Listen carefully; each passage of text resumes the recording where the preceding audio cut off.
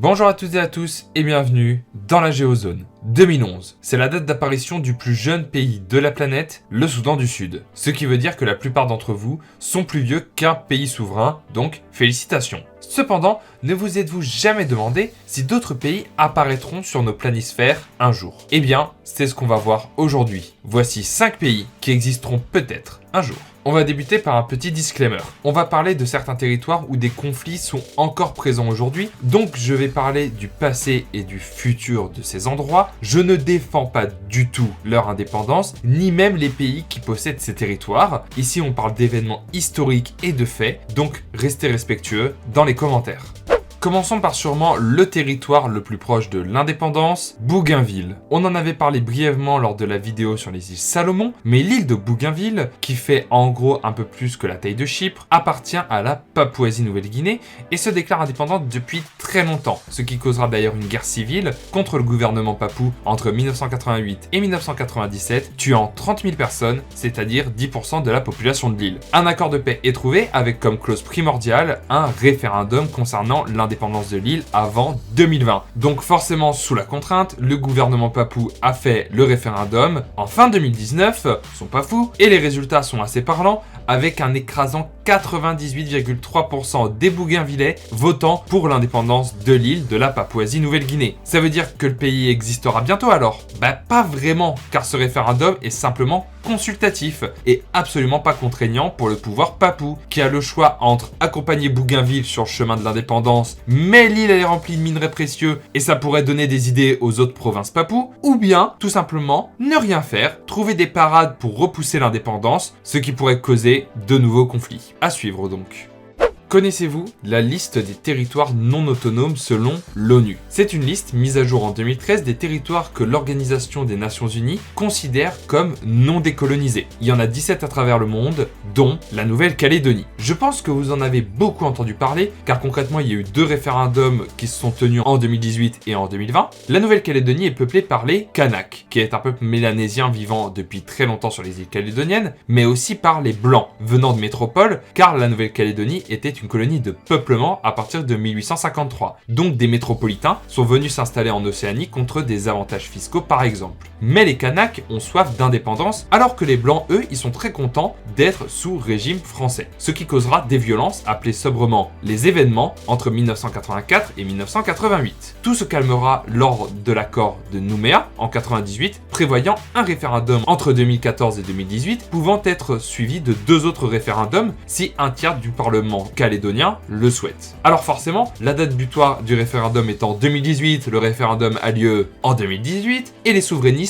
tiennent la corde avec 56,6% des votants rejetant l'indépendance. Ce qui s'explique par le fait que les Kanaks soient aujourd'hui minoritaires sur l'île. Cependant, comme ils représentent plus d'un tiers du Parlement, la procédure vers un second référendum a été enclenchée. Ce dernier a eu lieu en octobre 2020 et verra encore une fois le non l'emporter, mais en baisse avec 53% des suffrages. Donc rebelote pour demander un 3e référendum qui aura lieu courant 2022. Mais alors, est-ce que la Nouvelle-Calédonie sera indépendante en 2022? Il y a très peu de chances. Si le 3e référendum va encore le non l'emporter, la Nouvelle-Calédonie restera française, et même si le oui l'emporte, la France ne va pas se dépêcher d'accompagner la Nouvelle-Calédonie vers l'indépendance. Surtout quand on sait que l'île regroupe d'immenses réserves de nickel par exemple. Certains experts parlent d'une indépendance vers 2030, mais si le gouvernement français joue trop avec les nerfs des Kanaks, de nouveaux troubles risqueraient d'apparaître.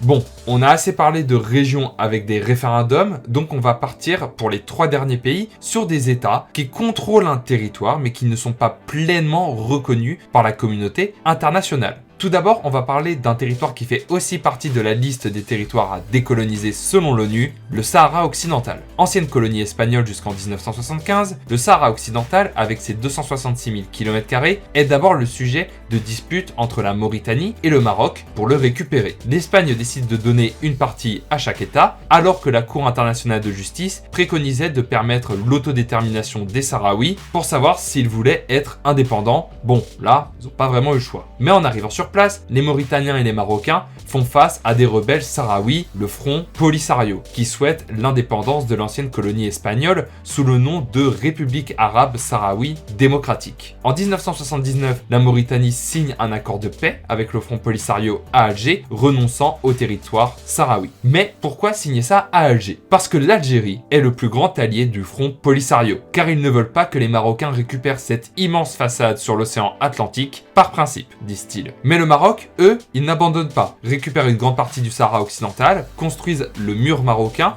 dans les années 80 pour éviter les attaques du Front Polisario, et puis ça s'enlise jusqu'à un cessez-le-feu en 1991. Le Front Polisario contrôle la partie est du pays et le Maroc tout le reste. Et l'ONU, via la mission des Nations Unies pour l'organisation d'un référendum au Sahara occidental, tente d'organiser un scrutin, mais ça patine entre les belligérants sur qui doit avoir le droit de voter ou pas. Aujourd'hui, on reste sur un statu quo. 39 pays reconnaissent la République arabe sahraoui démocratique, dont l'Algérie et la Mauritanie logiquement, mais aussi le Mexique, Cuba, l'Iran et surtout beaucoup de pays africains. La République arabe sahraoui démocratique étant même reconnue par l'Union africaine et donc siégeant aux côtés du Maroc.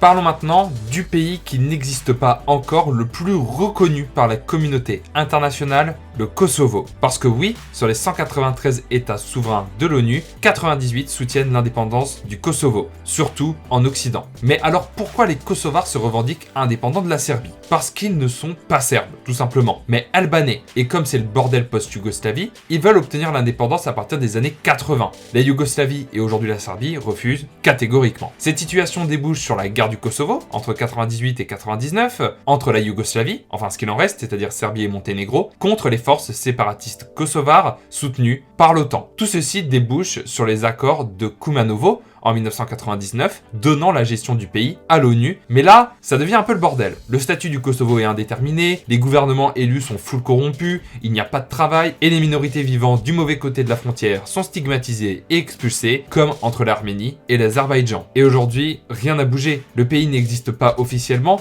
mais contrôle un territoire de 10 900 km² et est reconnu par certaines instances internationales, comme le FMI, la Banque mondiale, le Comité international olympique ou la FIFA par exemple. Est-ce que la situation changera dans les prochains temps? Il y a très peu de chances, donc le Kosovo continuera d'exister sans vraiment exister aux yeux du monde. Finissons par un état autour duquel c'est aussi bien le bordel et l'incompréhension, le Somaliland. Ce territoire occupe toute la partie nord-ouest de la Somalie sur plus de 176 000 km², mais alors pourquoi souhaite-t-il être indépendant? Cette fois-ci c'est une histoire de clans et de colonisation. La Somalie était séparée en deux parties, la Somalie italienne sur la côte est et la Somalie britannique au nord du pays, comme on l'avait vu dans la vidéo sur la décolonisation. Mais plein d'ethnies différentes vivent dans le coin et forcément ce ne sont pas les mêmes en Somalie italienne et en Somalie britannique. Mais tout se complique lors de l'indépendance en juillet 1960. Les Anglais partiront que si les deux parties de la Somalie sont réunies le 1er juillet 1960. Mais ces derniers s'en vont un petit peu avant, donc le Somaliland existe sur un laps de temps d'exactement 9 jours avant de fusionner avec la Somalie italienne pour créer la Somalie qu'on connaît aujourd'hui. Alors même qu'une trentaine de pays les reconnaissaient déjà officiellement et forcément les habitants n'ont pas trop eu leur mot à dire. Et là, c'est le schéma habituel. Un front rebelle, le Somali National Movement, se bat à partir des années 80 pour l'indépendance. Le pouvoir somalien réprime très violemment ce conflit et c'est la guerre civile somalienne qui éclate entre 1978 et 1991, qui tuera au bas mot 50 000 personnes, soit 5% de la population totale du Somaliland à ce moment-là. L'ONU se dit que ce serait cool d'intervenir au bout d'un moment, ce qui est fait en 92, ce qui gèle la situation en Somalie avec des Somalilandais administrant toute la partie nord-ouest de la Somalie. Mais alors, comment ça se passe niveau reconnaissance internationale? Une trentaine de pays les soutenaient en 9 jours. Donc en 30 ans, ils doivent avoir trouvé des alliés. Aucun pays ne reconnaît le Somaliland. Tout simplement car au vu de la situation chaotique en Somalie, les autres pays du monde préfèrent ne pas rajouter de l'huile sur le feu. Même si certains pays ont des relations diplomatiques informelles avec le Somaliland, comme Djibouti, le Royaume-Uni ou même la France. Est-ce que le Somaliland existera un jour officiellement? Lors d'un référendum d'indépendance en 2001, les Somalilandais ont voté pour l'indépendance à 97,1%. Cependant, tant que la situation ne se stabilisera pas dans la durée en Somalie, le destin du Somaliland restera en suspens. Merci à toutes et à tous d'avoir suivi cette vidéo. J'espère qu'elle vous aura plu. Pour vous, quel sera le prochain pays à apparaître sur la carte du monde? Dites-le moi en commentaire et aimez la vidéo si vous voulez un épisode 2. Vous pouvez aussi partager la vidéo à vos amis et venir me suivre sur les réseaux sociaux. À la prochaine dans la Géozone. Ciao!